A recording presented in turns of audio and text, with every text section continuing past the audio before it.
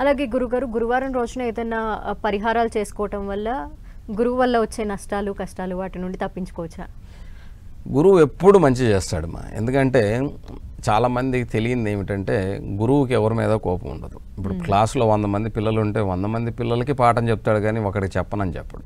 అలాగా గురువు ఎప్పుడు మేలే చేస్తాడు. కాకపోతే వాళ్ళ స్థితిని బట్టి ఎలాగ దాని పాఠం మనం నేర్చుకుంటామో దానివల్ల దోషం అని చెప్పడం తప్ప ఇంకోటి లేదు. అయితే ఈ గురువారం రోజున మనకు గురుదోషాలు కానీ ఉన్నట్లయితే ఈ గురుదోషానికి తప్పకుండా మీరు గురువారం రోజు సాయంత్ర సమయంలో శివాలయంలో దక్షిణామూర్తి అనేటువంటి ఒక రూపం ఉంటుంది. ఆ రూపాన్ని మొదటి గురువుగా చెప్పబడుతుంది, దక్షిణామూర్తిని.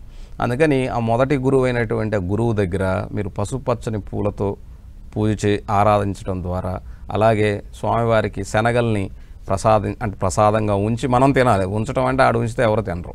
దాన్ని మనం తర్వాత ప్రదక్షిణలు చేసి ఒక ప్రసాదం తీసుకోవటం ద్వారా తప్పకుండా గురువారం మనకు కలిగేటువంటి గురుదోషాల నుంచి గురువు అనుగ్రహం కలుగుతుంది అన్నటువంటి ఉద్దేశంతో చెప్పబడింది.